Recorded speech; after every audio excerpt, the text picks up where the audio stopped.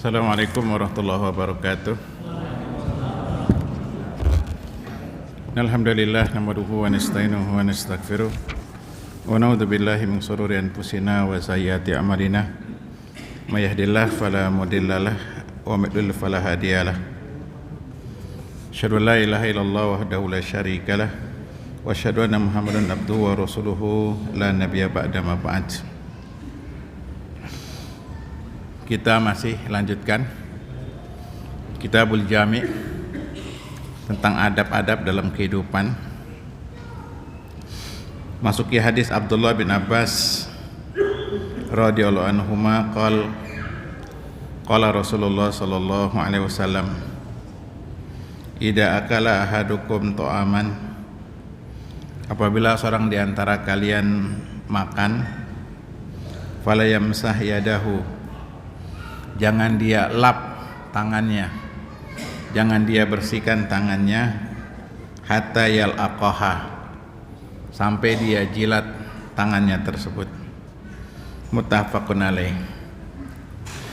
Jamaah sekalian, di antara etika Islam mengajarkan adab makan. Saya juga dari dulu berpikir, ngapain adab makan dibahas? Ternyata adab makan itu mempunyai dampak yang luar biasa. Sekarang orang baru mulai merasa kalau makan tuh pilih-pilih. Iya gak Pak? Ada yang gak mau makan makanan tertentu, gak mau minum yang manis-manis karena berdampak. Dahulu di masa Nabi SAW, etika makan dan minum sudah ada, dicontohkan oleh Nabi SAW. Bahkan Nabi bukan seorang yang pakar medis, bukan pakar kesehatan, juga bukan pakar gizi. Tapi bagaimana sunnah Nabi SAW mengajarkan kehidupan yang mempengaruhi hidup kita, diantaranya adalah makanan. Yang pertama, masalah makanan ini yang pokok adalah halal dan haram. Halal dan haram ini pokok. Yang membedakan muslim dengan kafir adalah halal dan haram. Orang kafir tidak berlaku halal haram, orang mukmin berlaku. Ada jenis-jenis makanan yang haram, babi, anjing, hewan yang tidak disembelih dengan nama Allah, hewan yang dikurbankan untuk sesajen. Ini jenis-jenis makanan yang haram. Demikian hewan-hewan yang buas, ini termasuk haram. Demikian juga hewan-hewan yang menemani manusia, ini juga haram, seperti kucing dan seterusnya. Jadi nggak boleh orang sembarang makan. Yang halal banyak, jangan yang haram. Yang haram itu tentu punya dampak negatif. Jadi kita percaya dengan Al-Quranul Karim, wahyu. Kalau seandainya besok ada orang kafir bilang bahwa babi itu bisa menyembuhkan penyakit AIDS, penyakit yang mematikan, tetap percaya sama Tuhan kita. Karena banyak hari ini orang percaya kalau minum air kencing kita jadi sehat. Itu ada supir angkot, ya, dia tiap bangun tidur kencingnya diminum, ya, katanya sehat. Ini ada, dan itu kata Ibnu Taimiyah dalam kitab Al-Furqan, ini merupakan bisikan setan. Jadi setan bisikan kepada manusia untuk memakan dan mengkonsumsi yang ekstrim. Di antaranya kencing sendiri, ini ekstrim, dan seterusnya. Yang kedua, Islam menjelaskan tentang pentingnya mencari hasil yang halal. Jadi jamaah sekalian, ada makanan yang halal tapi caranya haram, ini juga terlarang. Ya, hasil korupsi, hasil nipu, dan kejahatan-kejahatan pada zaman sekarang ini banyak. Dan ini yang harusnya dicamkan oleh kita ketika Ramadan. Jadi orang Ramadan tuh batalin puasa nggak mau, nggak ada yang mau batalin puasa. Tapi kalau makan haram, duit haram banyak, duit haram tuh dimakan banyak, ya banyak tuh. Termasuk duit haram ya duit pajak. Iya. Tapi kalau duit haram orang mau. Padahal makan babi sama makan duit korupsi sama, dosanya sama. Coba aja makan babi itu, pejabat, Pak, kebuli babi Pak, nggak ada yang mau. Dia nggak mau, tahu haram babi. Tapi makan duit haram, korupsi, dia mau. Dia mau. Jadi puasa itu bukan menahan dari bendanya yang haram, usaha yang haram juga, gitu. Kemudian yang ketiga, makanan itu yang dimakan thayyiban, yang baik. Ya, Al-Quran perintahkan makan yang halalan thayyiban, makan yang baik. Sehingga dilarang kita makan yang mudarat. Makanya bagi bapak-bapak yang sudah dilarang sama dokter makan tertentu, tetap dimakan jadi haram. Kenapa? Dia menerjang suatu yang mudarat. Ya, wala taqtulu anfusakum, jangan kalian bunuh diri kalian. Enggak boleh. Ketika sudah sepakat ahli medis ini hukumnya mudarat, bahaya, tapi masih dikonsumsi, ini haram hukumnya. Dan itu banyak kita nekat, kita menzolimi diri kita sendiri, akibatnya dia masuk rumah sakit. Ya, yang punya anak dijaga anaknya, gitu. Jadi ini penting nih, makan dia menimbulkan mudarat. Ya, banyak makanan-makanan halal, tapi bagi dia nggak pas, nggak cocok, menimbulkan mudarat. Ini jangan. Sama kayak bayi dikasih makanan yang sesuai dengan kondisinya, bubur dan seterusnya. Kalau bayi dikasih seblak, ya zalim orang tuanya. Ya, seblak yang mahal, yang pedas itu. Yang keempat, dalam masalah makanan itu cari makanan yang mengandung keberkahan. Dalam Islam ada makanan yang mengandung keberkahan. Di antaranya adalah kurma, ya, kurma. Syukur-syukur nanti belinya sama saya, gitu. Haba sauda. Jadi dalam hidup ini biasakan konsumsi yang barokah. Anak-anak kita nggak doyan kurma, doyannya permen sama coklat. Kenapa? Karena tradisinya sudah seperti itu. Padahal kalau kita mau mengkonsumsi makanan yang dianjurkan oleh agama, ini barokah. Contoh adalah kurma, haba sauda. Ini bagus buat kesehatan. Minumnya air jam-jam. Kalau enggak, umpamanya madu, minyak zaitun. Itu semua minuman-minuman yang mengandung keberkahan. Kemudian juga yang kelima, masalah takarannya. Enggak boleh israf, enggak boleh berlebihan. Timbulnya penyakit karena berlebihan. Karena kita sekarang hidup buat makan, bukan makan buat hidup. Apalagi nanti Ramadan, itu orang kayak Abu Lahab semua itu. Ya, kalau buka puasa itu Abu Lahab itu, ya kan? Serakah. Saya pernah buka puasa di masjid, karena nggak ada yang azan, saya minum air putih, azan.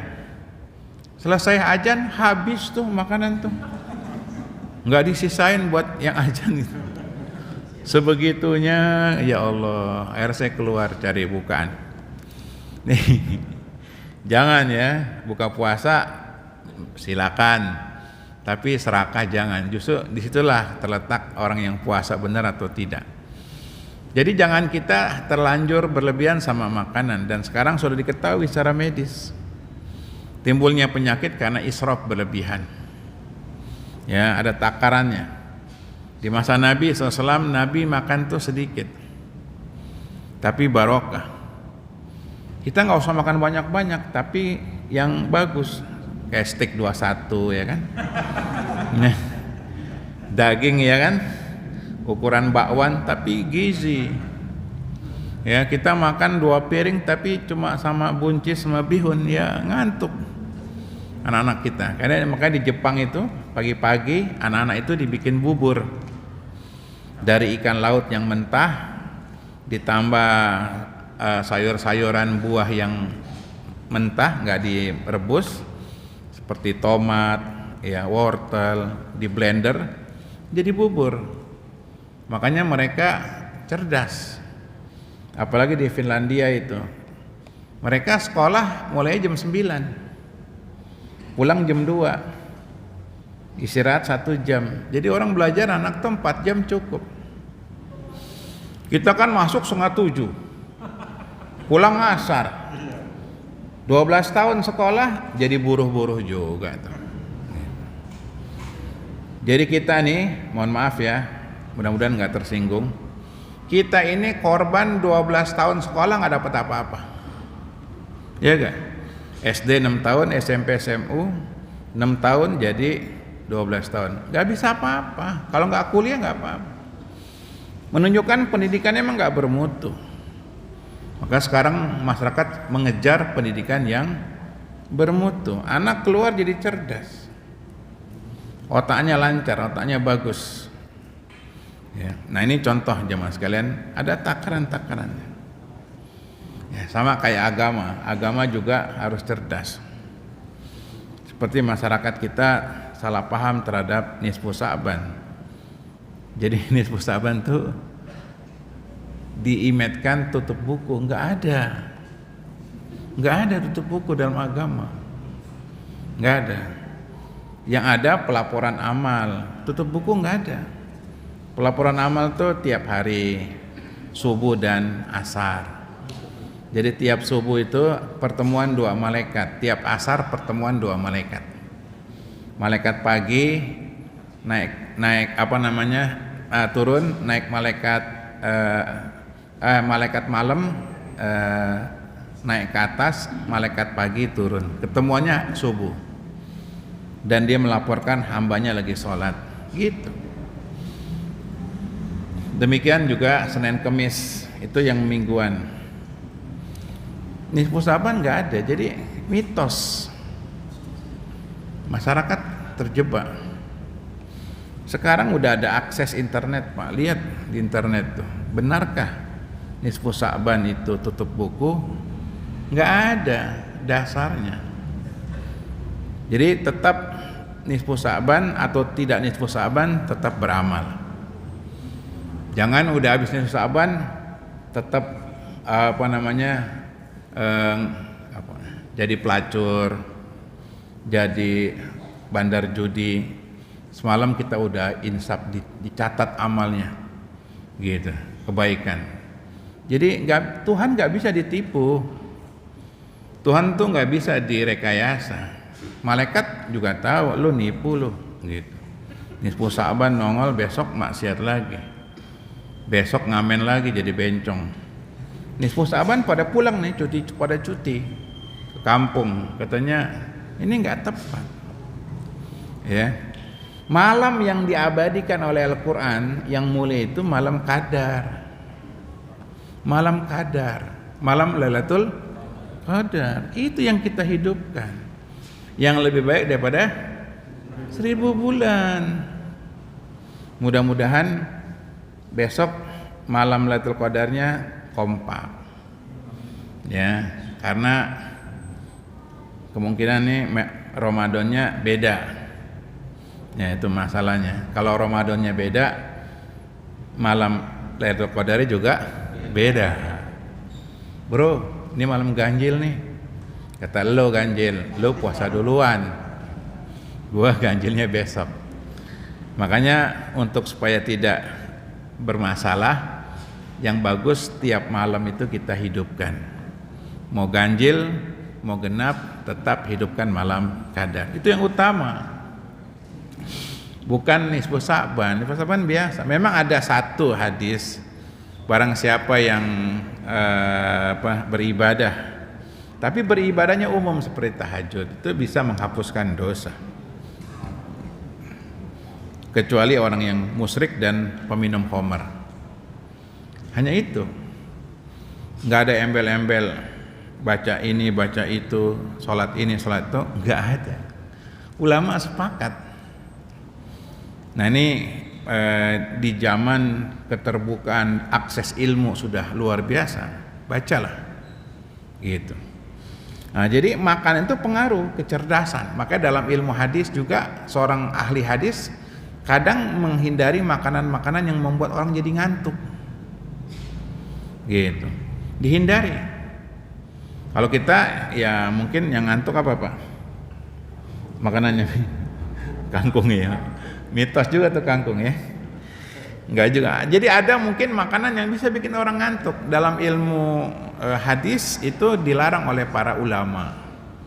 Bukan haram ya, makruh. Supaya jangan sampai kita kebanyakan tidur. Nah, ini penting masalah makan. Jadi orang mukmin makan sedikit tapi bergizi. Orang kafir makan banyak karena hidupnya buat makan. Kalau kita makan buat hidup. Makanya kalau kita lagi ada pesta itu ketahuan tuh mana orang pintar, mana tidak. Orang pintar makannya sedikit. Gitu. Gak ada orang pintar makannya melentung gitu kan. Biasanya orang susah yang makannya banyak. Ya, kemarin saya pengusaha catering, pengusaha nasional catering bikin pengajian di rumahnya. Begitu makan, saya sedikit, gitu. Sehingga waktu itu peserta bilang, Pak Ustadz, sakit apa? Kok makannya sedikit? Gitu. Saya mau ngomong kalau orang pintar makannya sedikit nggak enak karena dia makannya banyak kan. Enggak apa-apa Pak, gitu. Saya kenyang aja. Jadi stigma, perhatikan ibu, ya, karena yang paling zalim itu ibu-ibu. Ibu-ibu kalau nyuapin anaknya, kalau banyak seneng ibu-ibunya. Wow, makan. Kalau nggak habis kan diomelin, ya gak? Iya gak? Dulu kecil kita makan kalau nggak habis diomelin gak? Diomelin. Lu nasi nangis tuh, bukan dihabisin. Ngasihnya banyak. Harus dirubah cara pandang itu, bahwa makan tuh nggak harus banyak tapi bergizi, bagus. Iya nggak? Dulu kan kita diomelin habisin, makanya dari kecil tuh orang image makan tuh harus banyak sampai dewasa ya makan. Kalau nggak nambah nggak makan. Nah, kalau dididik dengan cara bagus, makan secukupnya. Kalau lapar silakan, tapi kalau nggak lapar ya sudah. Maka kita lihat tuh, kalau setiap pesta itu pasti mubazir tuh, banyak yang kebuang. Saya sering lihat itu, dibuang itu makanan sayuran itu. Kebuang, dosa apa? Mubazir. Pola hidup bukan muslim. Muslim tuh hemat, makan habis. Gitu. Nah, ini contoh. Jadi makan ada takarannya. Nah, kembali di sini adabnya. Adab makan, baca bismillah, selesai baca alhamdulillah. Adab makan, makan pakai tangan kanan, jangan pakai tangan kiri. Adab makan itu selesai dijilatin, karena ada nilai keberkahan di situ. Supaya kita hargai jerih payah makanan itu. Karena masih banyak di antara manusia nggak bisa makan, Pak. Karena miskin, yang kedua karena sakit. Lihat orang-orang yang diinfus itu, diselang itu, dia nggak bisa makan, makanya lewat saluran infus. Kita bersyukur. Jadi habiskan makan itu, jangan kebiasaan dibuang-buang. Itu adabnya makan.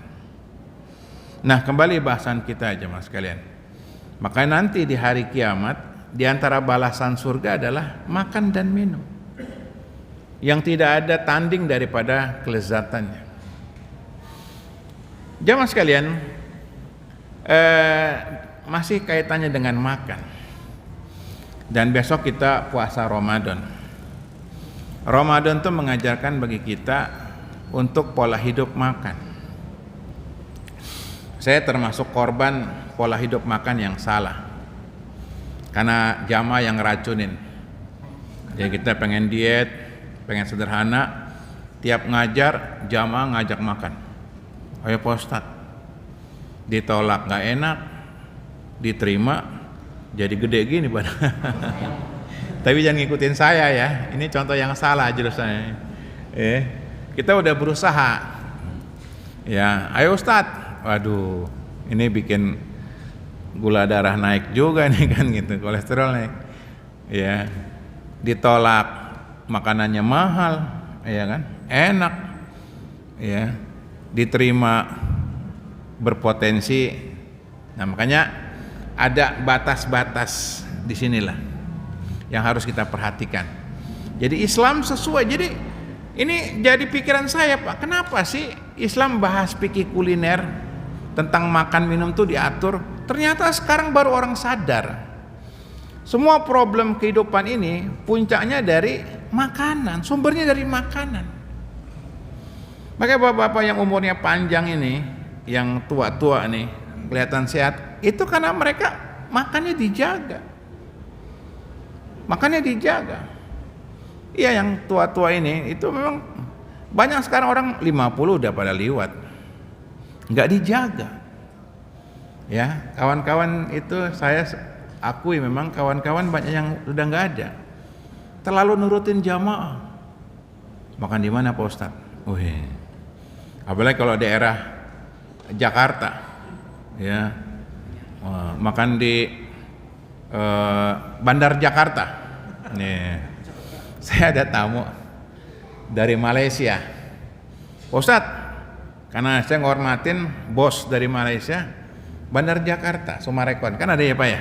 Oh mereka pesan lobster yang paling besar, kepiting paling besar, pokoknya yang besar-besar deh.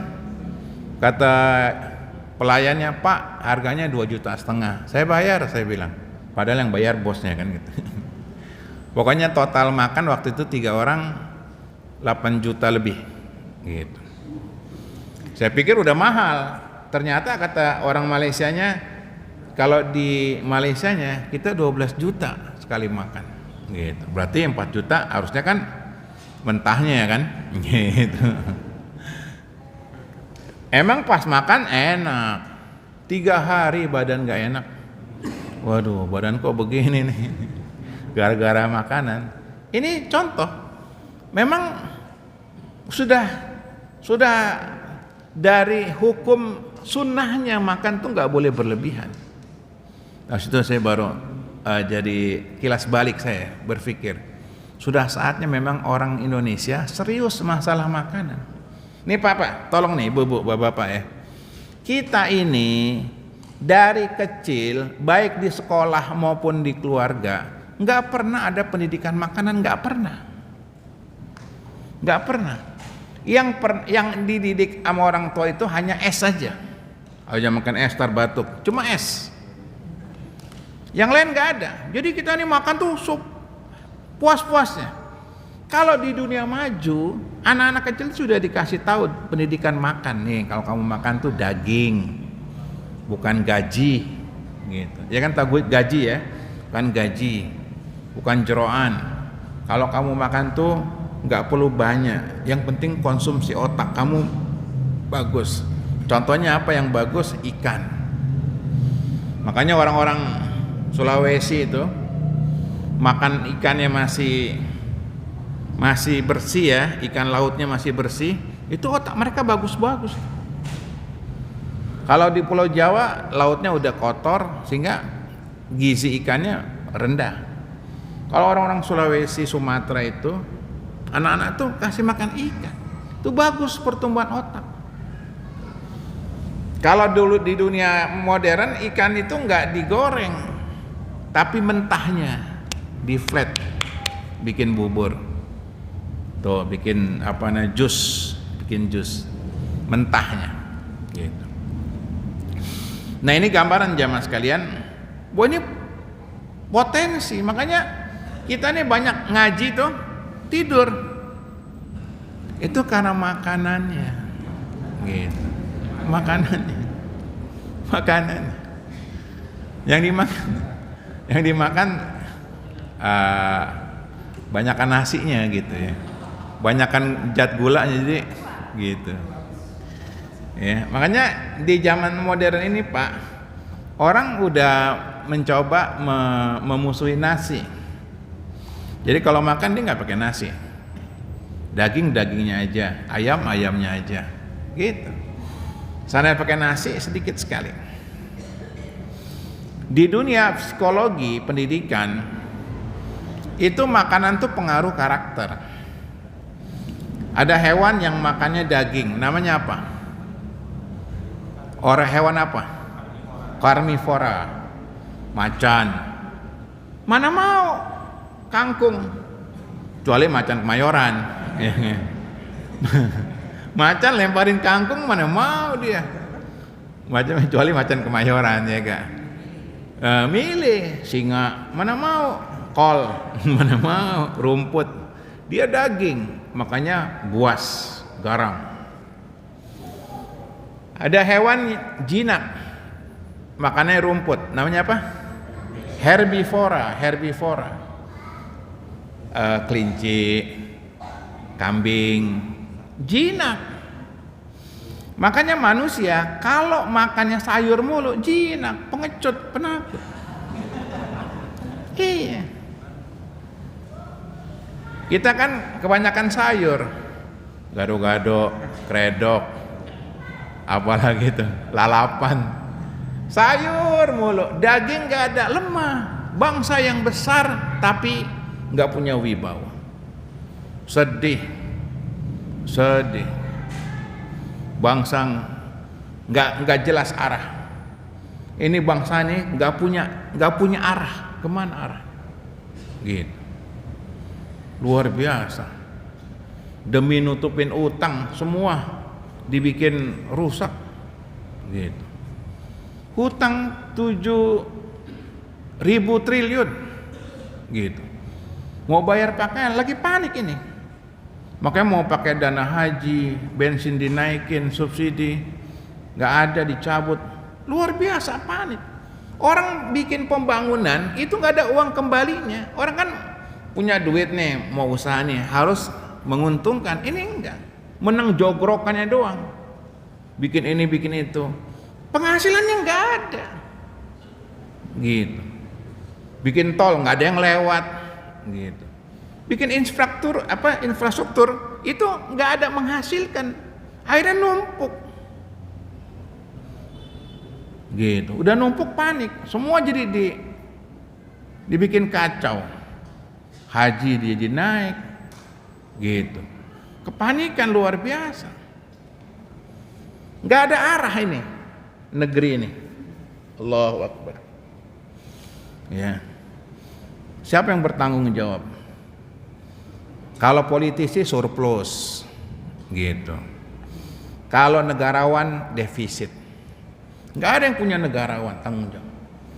Orang tuh yang dicurigai anak-anak bangsa sendiri. Orang nggak ada apa-apa.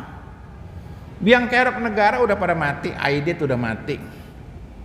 Siapa yang biang kerok udah mati. Sekarang udah nggak ada masalah negara. Nggak usah lah musuhin anak bangsa sendiri. Udah ngebangunin negara darurat nih Pak. Kayak Sri Lanka bangkrut tuh, habis lagi huru-hara itu, gak punya duit. Kenapa? Karena utang. Udah nih fokus saja. Itu gara-gara makannya kebanyakan, gak bergizi. Gitu. Iya. Jadi kita diintimidasi, diatur. Emang pinjaman itu nggak ada syarat-syarat. Bapak nih punya duit, bapak nggak punya duit, pinjam sama saya. Ustadz pinjam duit dong, 1 juta. Nih saya kasih, tapi syaratnya lo gangguin tuh tetangga lo tuh. Gitu. Emang setiap pinjaman nggak ada syarat? Ada syarat, kecuali pinjaman sama negara Islam. Gitu. Syarat lo, gua kasih nih, tapi lo tangkep-tangkepin tuh yang radikal-radikal. Itu dari situ persyaratannya. Gitu. Saya nggak mau cerita karena ini kita pengajian. Iya, enggak pengajian saya ceritain. Iya. Jadi kita ini krisis mental, bangsa yang nggak berani, salah makan, makanlah daging. Bapak-bapak kalau punya rezeki, duitnya ada, beliin keluarganya daging. Ini daging dimusuhin, wah nanti kayak daging kambing, nggak mau. Iya, bahaya nih. Padahal hewan yang daging, makanan yang berkah daging kambing, berkah. Sepakat ahli gizi, bagus daging kambing. Yang salah kita makan jeroannya, torpedonya, ya kan. Dagingnya bagus, ya, dibakar Pak. Jadi kalau Bapak ke restoran Arab tuh, daging tuh dibakar, lemaknya turun, 0. Makan nasinya yang panjang-panjang tuh, basmati itu, basmati ya, basmati itu gulanya 0, kadar gulanya 0. Bagus, saya ajak deh kalau mau, gitu. Saya kasih tahu, saya anterin gitu ya. Matraman tuh banyak tuh. Kalau di puncak sebelah kanan namanya Kamanana, gitu. Nah ini saya gambarkan. Ternyata makanan pengaruh bagi kehidupan itu besar. Yang kita makan itu mempengaruhi kecerdasan kita, karakter kita, kesehatan kita. Itu makan. Sampai etika itu menunjukkan muslim. Jadi kalau ada yang makan jilatin tangannya, muslim, ahlu sunnah, ngidupin sunnah, gitu. Karena perhatikan, gaya hidup itu ada pertarungan gaya hidup. Ya, kalau orang kafir kalau makan kan berdiri, standing party. Kita duduk. Nah ini juga aneh, mohon maaf ya. Bapak-bapak kalau punya hajatan, duduklah, kasih kursi di gedung. Gedung tuh ada. Ya, jangan ngikutin budaya orang kafir standing party, makan berdiri, terlarang. Makan duduk. Kayak zaman dulu kan orang nikahan makan duduk, ya gak? Di meja itu ada pisang zaman dulu. Enak. Jadi kita serba salah. Mau makan nggak ada kursi, nggak makan rugi kita, gitu. Akhirnya kita makan bawa ke mobil, ya kan? Bawa ke mobil atau cari tempat di luar gedung. Tolong Pak, ini etika, ciri khas seorang muslim. Nah ini tentang pentingnya etika makan. Mungkin ini yang ada mau tanya Pak? Ini terakhir ya? Terakhir gak? Ya, Rebo, malam Rebo. Iya Pak.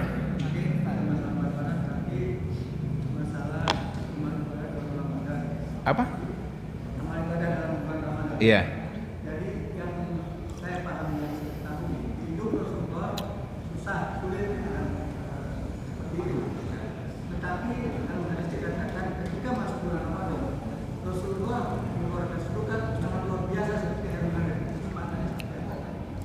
Nah, ini perhatikan jamaah sekalian. Jihad harta itu juga harus diajarkan, dibudayakan. Nabi SAW ketika Ramadan orang yang paling dermawan. Dan itu budaya bangsa Arab. Budaya bangsa Arab itu dermawan. Jadi kalau di sini ada orang hal. Jadi royal. Orang Islam itu royal, dermawan, sampai sahabat tuh paling gak suka kalau barangnya dibeli oleh Nabi. Nabi kalau beli barang, di kambing nih, udah dibayar, kambingnya diterima, dikasih lagi sama itu Nabi. Kita ahlu sunnah, pelitnya luar biasa, dermawan, ciri orang bersyukur. dermawan, dan rezeki itu nanti datang lagi.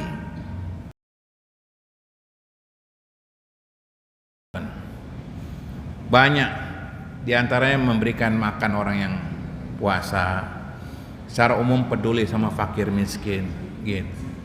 Saya punya jamaah, saya punya pengajian majelis.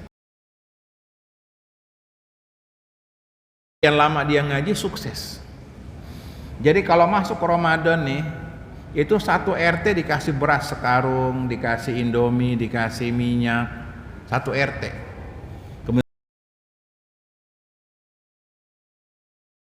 Itu Ahlus Sunnah. Tuh ngikutin Nabi gitu. Gitu. Dermawan.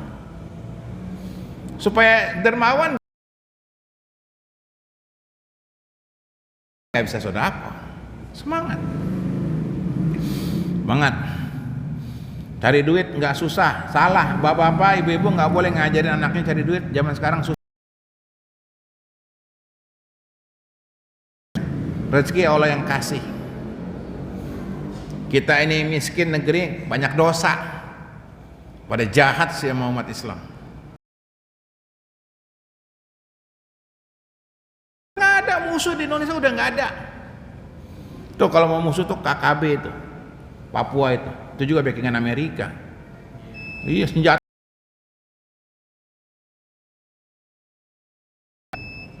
Gitu, backing Amerika.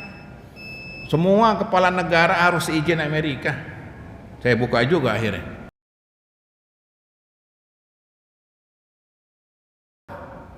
Gitu. Privat yang ngatur itu. Ya.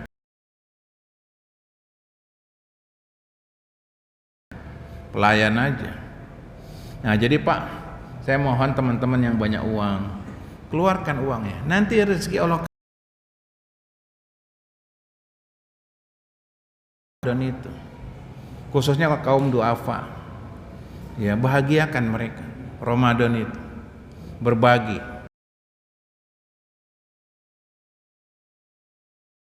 Kayak yang buka puasa atau sahur Pak, masjid saya tuh Nurul Itis sederhana, prasmanan buat 250 orang itikaf.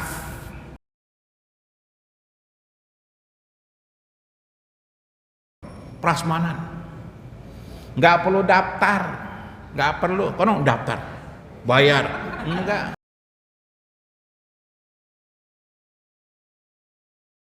Mau makan enak difasilitasi, alhamdulillah gitu.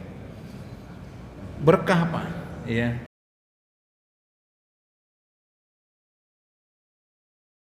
Anak-anak segini nih kecil tuh diajarin deh sedekah, peduli sama umat. Anak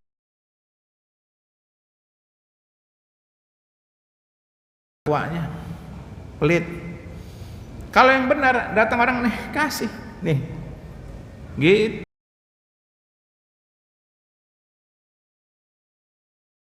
Ini yang sedikit ini bahwa masalah makanan ini ternyata masalah yang cukup besar dalam kehidupan kita.